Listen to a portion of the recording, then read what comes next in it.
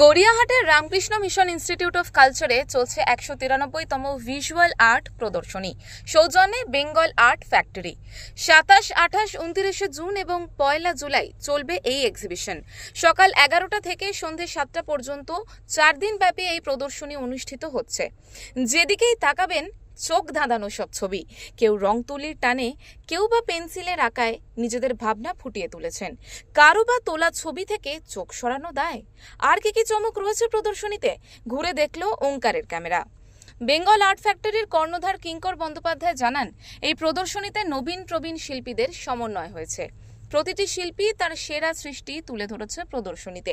শিল্পীদের দাবি, কলকাতার ছবিপ্রেমী মানুষ আসছেন, দেখছেন, কাজের প্রশংসা করছেন। এটা একজন শিল্পীর কাছে বড় পাওনা, এমনটাই দাবি করেন শিল্পী অভিজিৎ রায়। শিল্পের এক গুরুত্বপূর্ণ অধ্যায় চিত্রশিল্প। বাংলার বহু শিল্পী সেই ধারা পুষ্ট করে চলেছেন রেখায়, রঙে, ছন্দে, ভাবে, কালিতে, কলমে, ক্যানভাসে।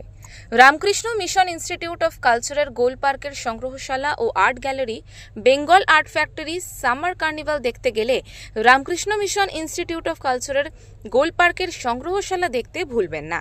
ধারাবাহিক প্রদর্শনীর মাধ্যমে শিল্প ও শিল্পীকে নতুন করে তুলে ধরার প্রচেষ্টা দেখতে পাবেন আপনি। সমর্পিতা বন্দ্যোপাধ্যায়ের রিপোর্ট, ওঙ্কার বাংলা।